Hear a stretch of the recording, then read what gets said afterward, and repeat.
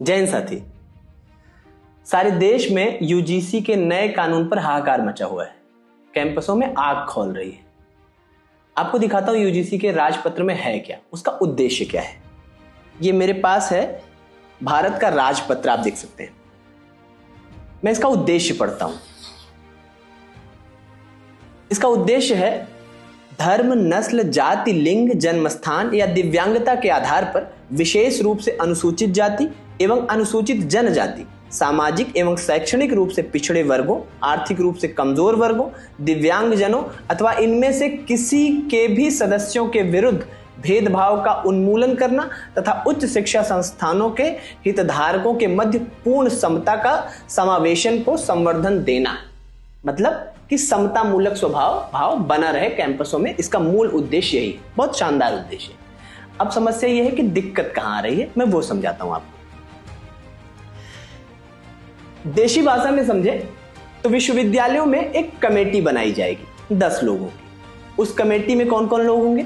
महत्वपूर्ण तरीके से और अनिवार्य तौर पर रखा गया है कि एक एससी सदस्य होना चाहिए, एक एसटी होना चाहिए, एक ओबीसी होना चाहिए, एक महिला होनी चाहिए, एक दिव्यांग होना चाहिए।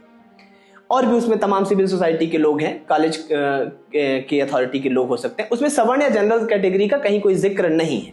हालांकि वो हो भी सकते हैं, ये भी नहीं है कि वो नहीं हो सकते हैं। तो दोनों बातें हैं। समस्या कहां है?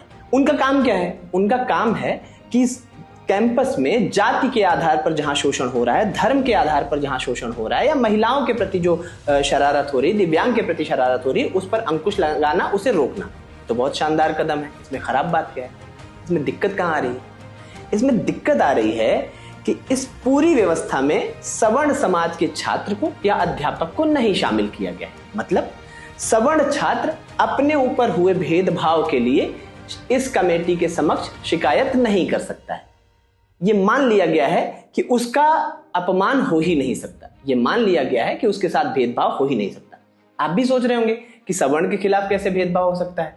तो इन दिनों कैंपस में एक बहुत चलन है, आपको याद होगा, ब्राह्मणवाद से आजादी, ब्राह्मण भारत छोड़ो, या तिलक तराजू और तलवार इनको मारो, जूते चार किनारे, आपने सुने होंगे। मतलब अगर जनरल कैटेगरी के व्यक्ति को जाति के आधार पर कोई गरिया रहा है तो वह व्यक्ति इस कमेटी के सामने, वह स्टूडेंट इस कमेटी के सामने अपनी शिकायत नहीं दर्ज करा सकता, क्योंकि यूजीसी का मानना है कि जनरल वर्ग शोषक है, शोषण करता है और इसका शोषण नहीं हो सकता। दूसरा बिंदु जिससे मैं असहमत हूं वो मैं आपको बताता हूं। इक्विटी स्क्वाड, मतलब हर कैंटीन में, कैंपस में, छात्रावासों में एक स्क्वाड होगा जो ऐसी गतिविधियों पर नजर रखेगा जहां कोई किसी के खिलाफ जातीय तौर पे, नस्लीय तौर पे, धार्मिक तौर पे कोई शरारत ना कर सके, किसी का उत्पीड़न ना कर सके। ये तो अच्छी बात है। लेकिन अब आप सोचिए कि स्क्वाड की नजर किस पर होगी? जनरल कैटेगरी के स्टूडेंट्स पर। क्यों? क्योंकि यूजीसी ने पहले ही मान लिया है कि जनरल कैटेगरी के स्टूडेंट का शोषण हो ही नहीं सकता है। वो शोषक की ही भूमिका में है। अप्रत्यक्ष रूप से उसने ये घोषित कर दिया है। अब आप समझिए, जैसे कभी कभी आप देखते होंगे महीना 2 महीना में पुलिस गांव के नुक्कड़ पे, चौराहों पे अचानक सघन चेकिंग लगा देती है। हेलमेट है नहीं है, कई बार जूते ना होने पर किसी न किसी बहाने चालान करती है और कहती है कि हमें कोटा पूरा करना है। अब कैंपसों में भी क्योंकि मान ही लिया गया है कि सवर्ण समाज शोषक है और उसके इतने स्टूडेंट हैं, तो ऐसा हो ही नहीं सकता कि जातीय तौर पर या नस्लीय तौर पर किसी के साथ उत्पीड़न ना हुआ हो। तो क्या गारंटी है कि स्क्वाड शरारती तौर पर कमियां, खामियां कुरेद कर गलतियां नहीं निकालेगी? तीसरी असहमति मैं आपको बताता हूं। 2012 के रेगुलेशन में एक प्रावधान था कि अगर कोई शिकायतकर्ता किसी के खिलाफ गलत शिकायत करता है तो उसके खिलाफ भी पनिशमेंट होगा, उसको भी दंड मिलेगा। जैसे अगर मैं कोई शिकायतकर्ता मेरे खिलाफ ये शिकायत करता है कि मैंने उसका जातीय तौर पर उत्पीड़न किया है, भले हो सकता है उससे मेरी पुरानी असहमति रही हो, पुरानी दुश्मनी रही हो, या उसकी ईर्ष्या मेरे प्रति रही हो, और उसने मेरे खिलाफ शिकायत कर दी। उस वक्त में, जिस वक्त वो मेरे खिलाफ की शिकायत कर रहा है, उस वक्त मैं अपने गांव में हूं और मैंने कमेटी के सामने वो पूरे प्रूफ ला कर रखे कि साहब जिस वक्त इन्होंने कहा है कि मैंने इनका उत्पीड़न किया, उस वक्त तो मैं यहां था ही नहीं। मैं प्रूफ कर देता हूं इस बात को कि मेरी कोई गलती नहीं है। तो इस प्रूफ कर देने के बाद भी उस शिकायतकर्ता के ऊपर कोई कार्रवाई नहीं होगी कि तुमने एक व्यक्ति को गलत फंसाने की कोशिश की, ब्लैकमेल करने की कोशिश की, पुरानी दुश्मनी निकालने की कोशिश की। और ये सिर्फ स्टूडेंट के लिए नहीं है, अध्यापकों के लिए भी है। सोचिए किसी अध्यापक पर कोई बदमाश लड़का दबाव बनाए कि आपके अंडर पीएचडी कर रहे हैं, हमें इतना नंबर चाहिए, या आप हमारी प्रैक्टिकल की कॉपी चेक कर रहे हैं, इतना नंबर चाहिए, नहीं तो मैं आपकी शिकायत कर दूंगा। तो वो भी इस दबाव में आएंगे, क्योंकि वो अपनी शिकायत इस कमेटी के सामने नहीं रख सकते। अगर ये यूजीसी का नियम किसी भी पीड़ित के लिए होता, वो जनरल कैटेगरी का हो, या बैकवर्ड का हो, एससी एसटी का हो, जिसके लिए भी हो, तो इस बिल से कतई कोई ऐतराज नहीं था। इस बिल से दिक्कत सिर्फ इतनी है कि इस बिल में शिकायतें सवर्णों के खिलाफ हो सकती है, वो शिकायत नहीं कर सकते।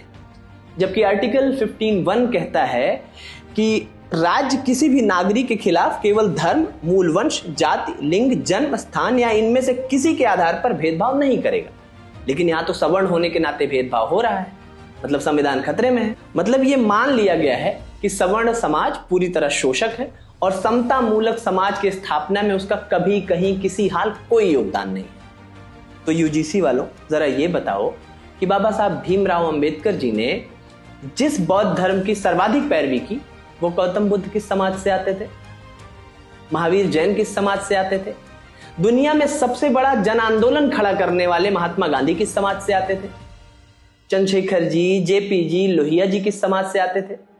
अपने बाप का विरोध करके दुनिया का सबसे बड़ा नक्सल मूवमेंट खड़ा करने वाला चारू मजूमदार किस समाज से आते थे? हमने 565 रियासतें दान कर दी, हमने करोड़ों बेटे बलिदान कर दिए, हमने हंसते हंसते फांसी का फंदा चूम लेने वाले भगत सिंह, सुखदेव, राजगुरु पैदा किए हैं, हमने महाराजा रणजीत सिंह पैदा किया है, हमने महाराणा प्रताप पैदा किया है, हमने वीर छत्रपति शिवाजी महाराज पैदा किया है, हमने आखिरी गोली तक संघर्ष करने वाले चंद्रशेखर आजाद को पैदा किया है, हमने राम प्रसाद बिस्मिल को पैदा किया है, ताकि समता मूलक समाज बना रहे, उसकी स्थापना होती रहे। मरते मरते शहीद होते होते इन वीर जियालों ने कभी नहीं सोचा होगा कि हम ही को कातिल कहेगी दुनिया, हमारा ही कत्लेआम होगा, हम ही कुएं खोदते फिरेंगे, हम ही पे पानी हराम होगा।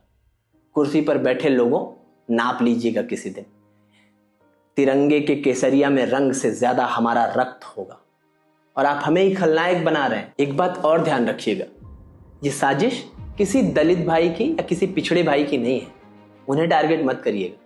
ये साजिश सत्ता में बैठे उन बदमाश लोगों की है जिन्हें अब हिंदू मुसलमान के खेल में कम मजा आने लगा था, सो उन्होंने एक नया सी गुफा छोड़ दिया है। आप लड़ते रहिए, वो मौज काटते रहेंगे।